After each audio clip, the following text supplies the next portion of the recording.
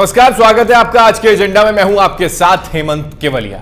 छत्तीसगढ़ में पत्रकार प्रभात सिंह और दीपक जायसवाल का मामला ऐसा पहला मामला नहीं है जब शासन प्रशासन पर आदिवासी पत्रकारों और समाज सेवियों की आवाज दबाने के आरोप लगते रहे हों।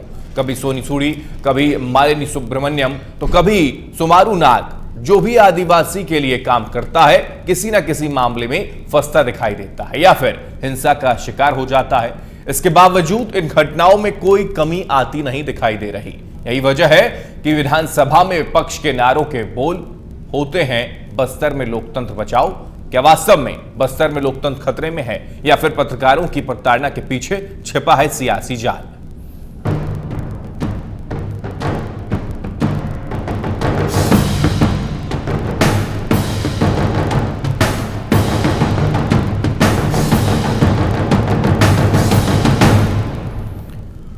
जी हाँ, छत्तीसगढ़ में पत्रकारों की गिरफ्तारी का मामला लगातार तूल पकड़ता जा रहा है। पत्रकारों की गलत तरह से हुई गिरफ्तारी पर विपक्ष ने सदन में सरकार का घेराव किया, बस्तर में लोकतंत्र बचाने के नारे लगाए।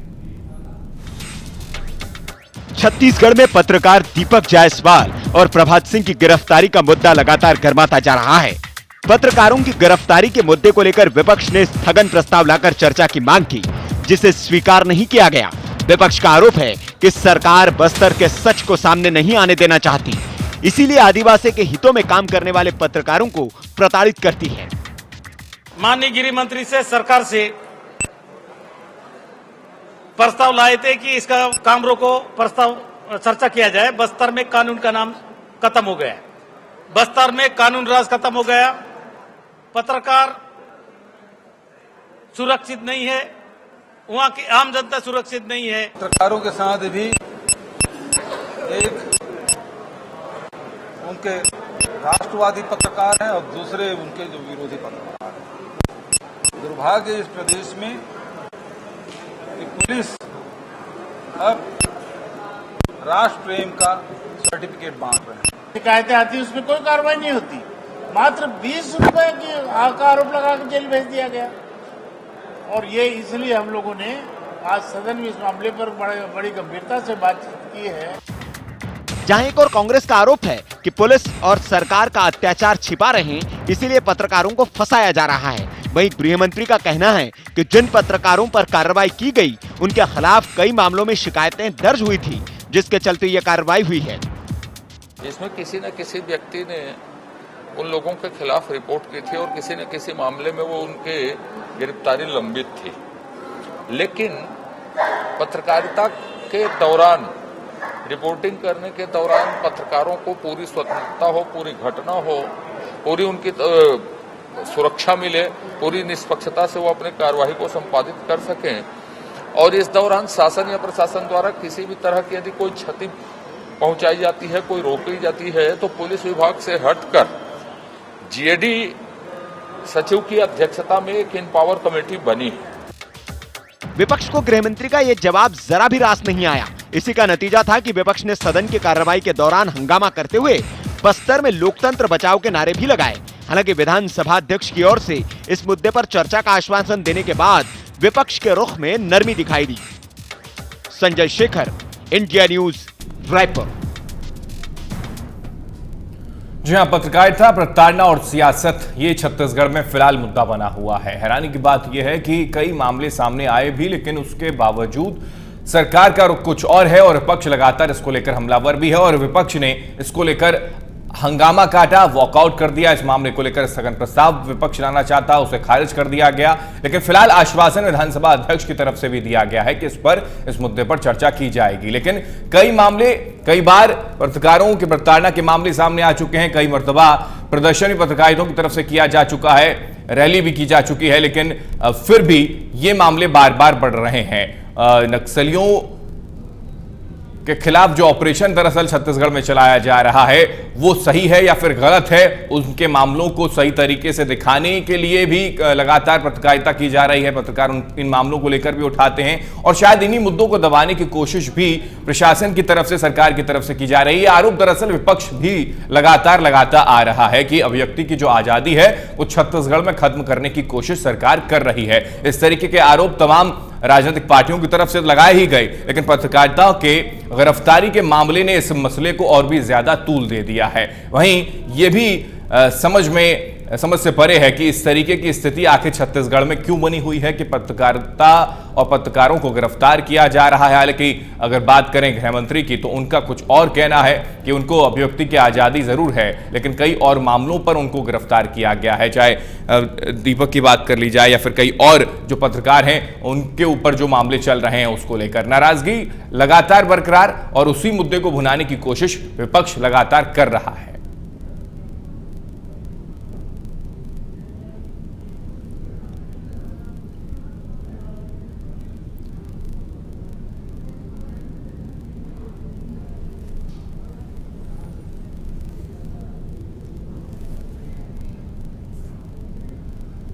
तो इसी मुद्दे पर आज के एजेंडा में चर्चा करेंगे। फिलहाल एक छोटे से ब्रेक के रुकते हैं। ब्रेक के बाद कुछ खास मेहमान हमारे साथ जुड़ेंगे, उनसे चर्चा की जाएगी।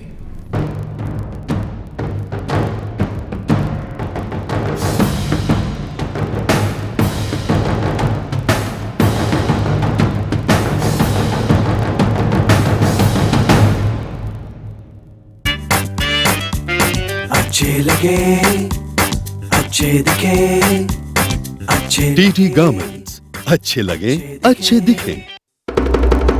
वो एक अनहद नाद है, एक पुकार जो करोड़ों लोगों को बुलाती है, अपने अंदर समाती है, सांत्वना देती है, शांति देती है। आइए उज्जैनी सिंहस्थ में और अनुभव कीजिए उस ब्रह्मनाद का, विश्व में अपनी तरह का एक अद्भुत समागम जो होता है 12 वर्षों में एक बार। साक्षी बनिए इस महासंगम के। सिंहस्थ 2016 22 अप्रैल से 21 मई उज्जैन मध्य प्रदेश में क्षिप्रा के तट पर अमृत का मेला।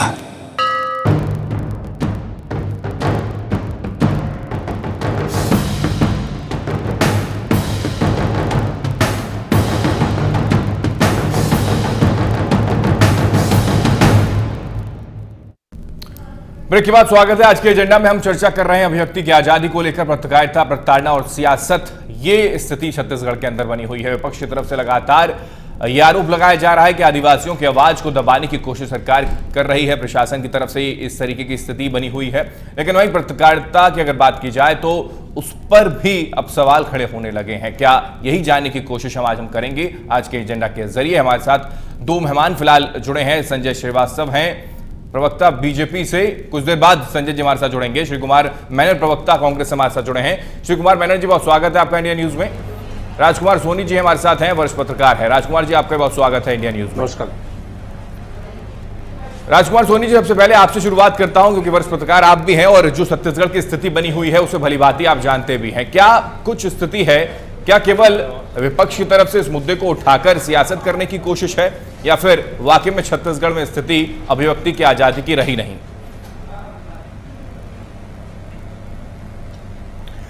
देखिए, मेरा तो ये मानना है कि छत्तीसगढ़ में जो है वो बोलने की आजादी जब से ये भारतीय जनता पार्टी की सरकार आई है तब से लगभग खत्म सी हो गई है जी। बहुत छोटे छोटे से मामलों को लेकर के पत्रकारों पर केस बनाए जा रहे हैं। कभी कैमरामैनों को पीटा जाता है, कभी पत्रकारों पर बड़बोला। यानी खुद मैं आपको बताऊं जी कि मुझ पर जो है एक बड़बोला शब्द लिखने पर ही आईटी एक्ट लगा दिया गया था, और वो भी आरएसएस के एक पत्रकार को सामने ला करके पुलिस ने खड़ा किया था और मुझ पर आईटी एक्ट लग गया था। और भी इस राज्य में ऐसे बहुत से पत्रकार हैं जो पूरी तरह से प्रताड़ित है। जहां तक बस्तर का सवाल है जी, तो मैं इसमें यह कहना चाहूंगा कि आप देखिए कि पिछले 6 महीनों के अंदर 6 या 7 पत्रकार बस्तर के जो है वो पुलिस प्रताड़ना के शिकार हो चुके हैं और जेल में डाले जा चुके हैं जी। इसकी क्या वजह हो सकती है?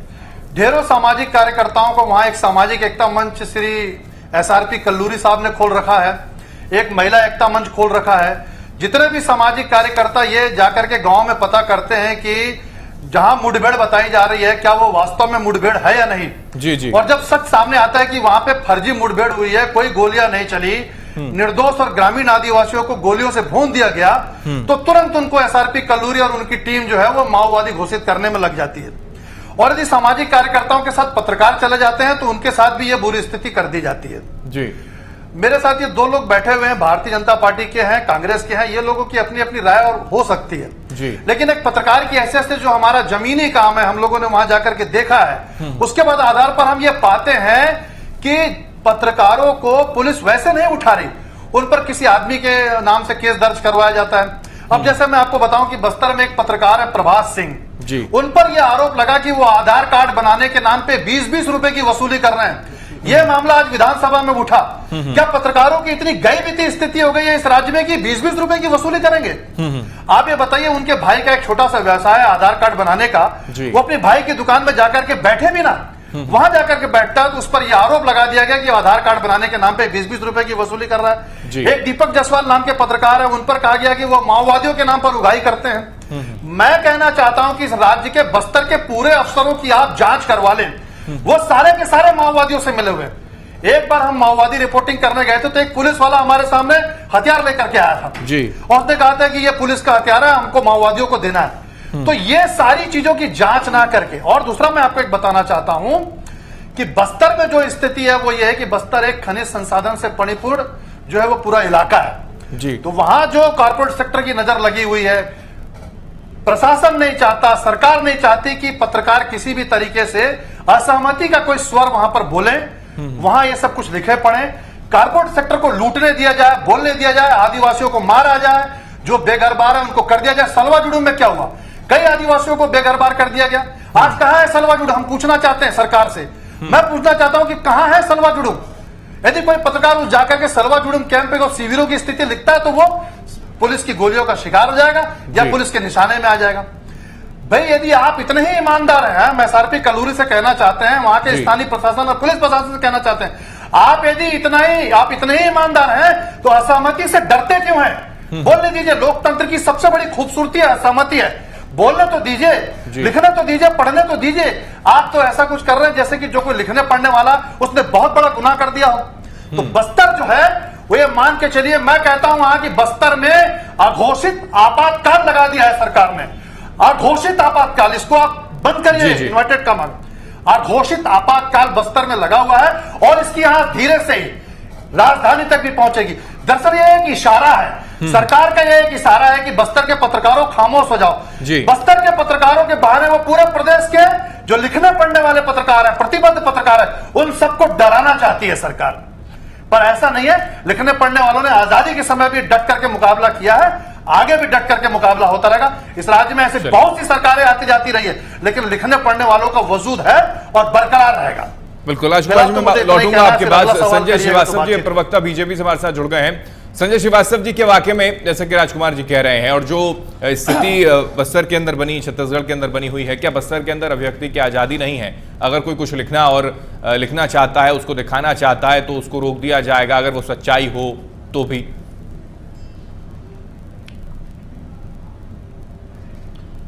देखिए, मुझे ऐसा लगता है कि किसी भी घटना को एक दूसरी दिशा में मोड़ने का प्रयास लगातार विपक्ष के द्वारा किया गया और लगातार किया जा रहा है। और दूसरी तरफ मुझे बड़ा आश्चर्य होता है कि इस अभिव्यक्ति की आजादी, इस शब्द का जो अर्थ वास्तविक होना चाहिए, उसको हम घड़ी घड़ी सेकंड सेकंड पर अभिव्यक्ति की आजादी के अर्थ को बदलते रहते हैं। अभिव्यक्ति की आजादी का अर्थ यह नहीं है कि कोई एक पत्रकार, मैं पूरे पत्रकार समाज पर कोई हमला नहीं कर रहा हूं, पत्रकार समाज पर उंगली नहीं उठा रहा हूं, लेकिन हर वर्ग, हर समाज के बीच में से, उदाहरण के तौर पर यदि राजनीति के क्षेत्र में काम करने वाले बहुत सारे ऐसे राजनीति के क्षेत्र हैं जो आज सलाखों के पीछे हैं। बहुत सारे समाजसेवी के रूप में लोग सामने आते हैं। आज विजय माल्या की बात करें, यदि आज वो 9,000 करोड़ रुपए को लेकर बाहर हैं, ऐसे बहुत सारे लोग हैं जो अलग अलग वर्ग, अलग अलग वर्गों के अंदर में काम करते हैं, लेकिन उनकी प्रवृत्ति गलत होने के कारण वो कहीं ना कहीं एक प्रश्न चिन्ह उन पर लगता है और वो सलाखों के पीछे जाते हैं। इसलिए उस पत्रकार की मैं बात करूं, अभिव्यक्ति की आजादी एक बहुत बड़ा शब्द है, लेकिन उसको अब हम गली मोहल्ले के अंदर में छोटी छोटी चीजों को लेकर अभिव्यक्ति की आजादी से जोड़ने का प्रयास कर रहे हैं, जो सर्वथा गलत है। जहां तक इस बस्तर के मामले को 12-13 वर्षों से ये डॉक्टर रमन सिंह की सरकार चल रही है, यदि हमारी ये नियत रहती कि हमें पत्रकारों को दबाकर रखना है, कोई सरकार के खिलाफ में कोई समाचार आ रहा है उसको हमको दबाना है, तो शायद हम पहले दिन से जो सरकार जो प्रथम दिन से स्टार्ट हुई थी उस दिन से ये होता।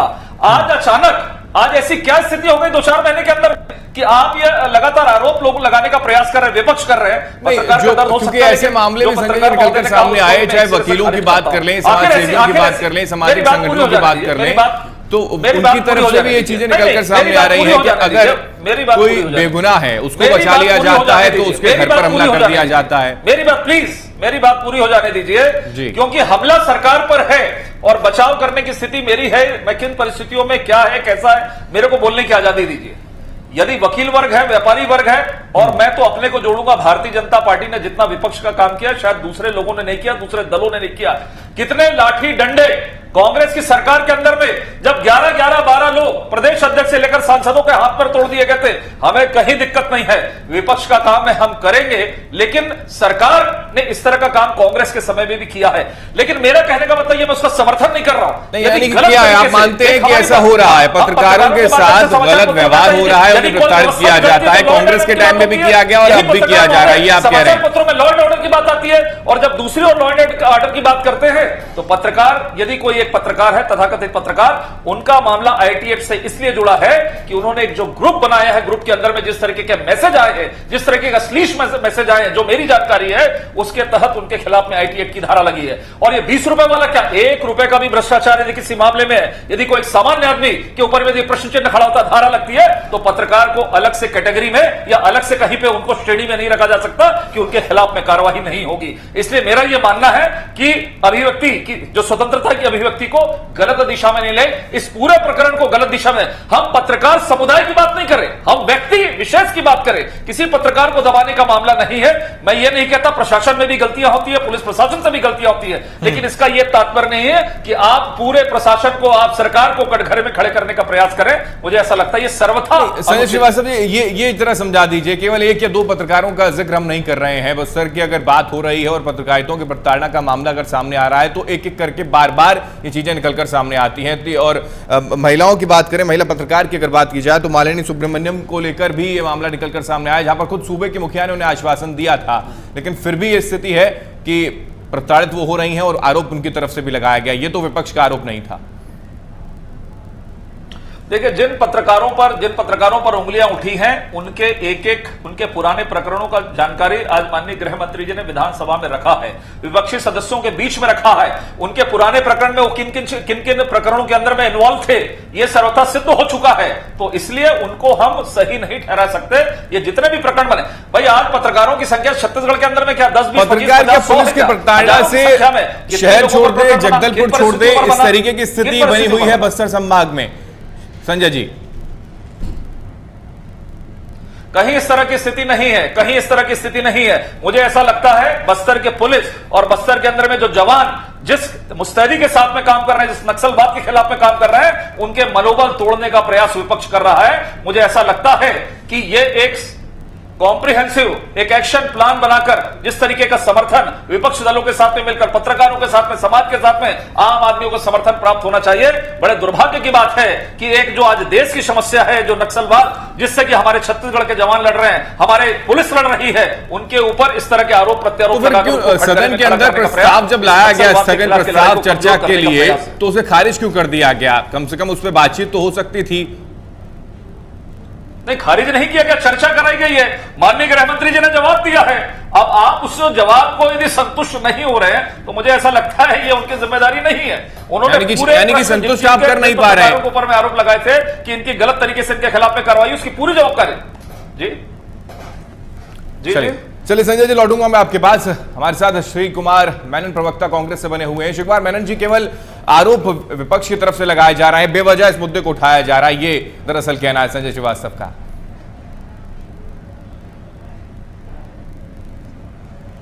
हेमंत जी, जब किसी सरकार या राजा का लोकतंत्र से विश्वास उठ जाए और जब उसको लगने लगे कि मेरी सत्ता जा रही मेरे हाथों से, तो अपने आप में उसके निर्णय उल्टे होने लगते हैं। और वही आज स्थिति छत्तीसगढ़ के अंदर विशेषकर बस्तर में हो रही। राजधानी में 2 दिन पहले जो घटना हुई है, खुलेआम सड़कों पे जो वीडियो पे एक बालक को मारते हुए दिखाया गया और पूरे पुलिस के 5-7 लोग घेर के उसको मार रहे, डंडे मारे हैं और उसको नीचे पटक के मारा गया है। वही स्थिति जब शहर के अंदर जब स्थिति है, तो बस्तर के अंदर में चाहे वो संतोष यादव का मामला हो, चाहे दीपक जायसवाल का मामला हो, चाहे नलिनी सुब्रमण्यम का मामला हो, चाहे प्रभात सिंह का मामला हो, हर मामले में यह बात साबित होती है कि जो भी सरकार के विरुद्ध लिखेगा, जो भी रमन सिंह के विरुद्ध लिखेगा, जो भी पुलिस के विरुद्ध लिखेगा, उसको जेल जाना होगा।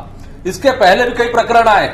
अगर सरकार की नियत की बात कर रहे हैं संजय श्रीवास्तव जी, तो मैं उनको याद दिलाना चाहूंगा केपीएस गिल जी जो है पंजाब के जो प्रमुख रहे पुलिस के, वो आकर क्या बोल के गए थे कि नक्सली के मामले में सरकार का क्या एटीट्यूड था, प्रशासन का क्या एटीट्यूड था और मुख्यमंत्री क्या चाहते थे उनसे कि किस प्रकार वो काम करे, सिर्फ तनख्वाह ले और घर जाए करके। तो ऐसे परिस्थिति में जो सरकार चल रही हो, उस सरकार की नियत पे निश्चित रूप से हम लोगों को शंका होती है और यह 100% सच बात है।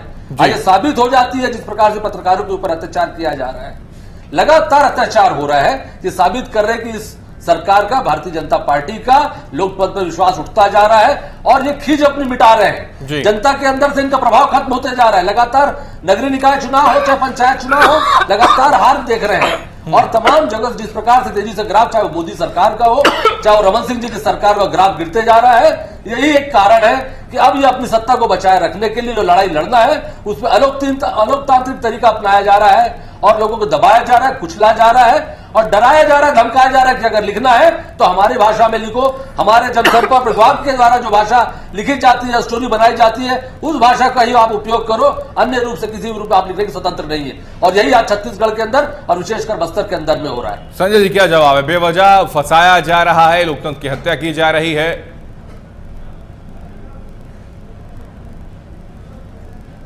देखिए, मुझे ऐसा लगता है मेरे कांग्रेस के मित्र ने जिस पक्ष को रखा है उस पक्ष में कहीं किसी भी प्रकार की कोई बातचीत और कोई दम नहीं है। ये सरकार बनाने की बात कर रहे हैं, सरकार लोकतंत्र में विश्वास खो रही है। मैं अपने मित्र को बताना चाहूंगा और शायद कांग्रेस के लोग नहीं समझ पाए, इसीलिए यहां पर सरकार बनाने में असफल है। सरकार बनाने का और विश्वास, जनता का जो विश्वास हासिल किया जाता है वो 5 साल के अंदर में, चुनावों के अंदर में किया जाता है। घटनाओं को लेकर आप लोगों को भ्रमित करने का प्रयास कर सकते हैं, लेकिन असली जो परीक्षा होती है कि आप कितने सफल हैं, आप लोगों के प्रति कितने जागरूक हैं, ये हर 5 साल के अंदर में होता है। और आपने पिछले 12-13 वर्षों के अंदर में पूरी ताकत आपने लगा ली। अरे जीरम घाटी जैसे हमले पर आपने उसके बाद जिस तरीके से इस मामले को आगे बढ़ाया, उसके 6 महीने के बाद यदि इस प्रदेश के अंदर में चुनाव होता है, वहां पर भारतीय जनता पार्टी की सरकार को जनता आशीर्वाद देती है। ऐसे कांग्रेस के लोगों ने अपना विश्वास खोया छत्तीसगढ़ की जनता से, तो इस विषय पर बातचीत यदि मेरे मित्र नहीं करें तो बहुत अच्छा है। ये मैं मानता हूं कि इस तरह के जो प्रकरण सामने आते हैं, इस तरह की जो घटनाएं आती है, यह गंभीर मामला, यह संवेदनशील मामला है। इस पर निश्चित रूप से जांच होनी चाहिए, इस पर सही कार्रवाई होनी चाहिए, इस बात को मैं स्वीकार करता हूं। लेकिन सीधे तौर पर यदि हम 100% इस तरह के आरोप लगाते हैं कि नहीं, सरकार और प्रशासन मिलकर लोगों को दबाने का प्रयास करती है, तो इस बात को मैं स्वीकार नहीं करता। माओवादियों के बीच जो इसकी जांच होनी चाहिए और यदि कोई दोषी पाया जाता है पुलिस प्रशासन का आदमी, तो उसके खिलाफ में भी कड़ी कार्रवाई होनी चाहिए। इस बात को मैं स्वीकार करता हूं। संजय जी क्या कहेंगे? आप क्या वाकई में ये स्थिति नहीं है क्या आज विधानसभा के अंदर में? संजय, बिल्कुल मैं लौटूंगा आपके पास। संजय जी, मेरा सवाल ये है कि पुलिस और माओवादियों के बीच में पत्रकारिता जो बस्तर की है वो पिस नहीं रही, क्या ये आप मानते हैं? नहीं, ऐसा नहीं है। देखिए, बस्तर के अंदर में जिस नक्सलवाद एक चुनौती के रूप में हमको एक विरासत के रूप में मिला, ये बड़े दुर्भाग्य की बात है कि इस देश के अंदर में 50 साल से उस नक्सलवाड़ी से जो नक्सल घटनाएं प्रारंभ हुई थी, वो विगत 50-60 वर्षों तक रही और वही हमें विरासत के रूप में इस प्रदेश के अंदर में जब प्रदेश का निर्माण हुआ तो हमको मिली। और जब जब इस नक्सलवाद के खिलाफ में सरकार ने लोहा लिया, सरकार ने हमेशा खड़े होकर उसकी चुनौती को स्वीकार किया, तब तब ये कांग्रेस के लोगों ने तथाकथित रूप से लोगों का नाम लेकर उस नक्सलियों को समर्थन किया। आज इनकी भाषा बदल गई है। पहले ये लगातार इस बात को कहते रहे कि नहीं, उन नक्सलियों को मुख्य धारा में लाने की आवश्यकता है, उन नक्सलियों को इसमें लाने की आवश्यकता है, उनसे बातचीत करने की आवश्यकता है, और परोक्ष रूप से कहीं न कहीं समर्थन विपक्षी दलों का रहा है। लेकिन जहां तक पत्रकार, अभी मैं मुद्दे पर आना चाहता हूं, पत्रकार की बातचीत है, मैं पत्रकार जो हमारा लोकतंत्र का चौथा स्तंभ है, बिल्कुल मैं इस बात को मानता हूं, यदि सही नजरों से मैं देखूं तो पत्रकार जमीनी हकीकत को सामने लाने का प्रयास करता है। मैं किसी पर उंगली नहीं उठाना चाहता, लेकिन यह बात भी सत्य है कि बहुत सारे ऐसे प्रकरण आए, बहुत सारे ऐसे पत्रकार उस कटघरे में खड़े हुए दिखाई दिए जिस तरीके से गलत तरीके से वो गलत कामों में इन्वॉल्व रहे।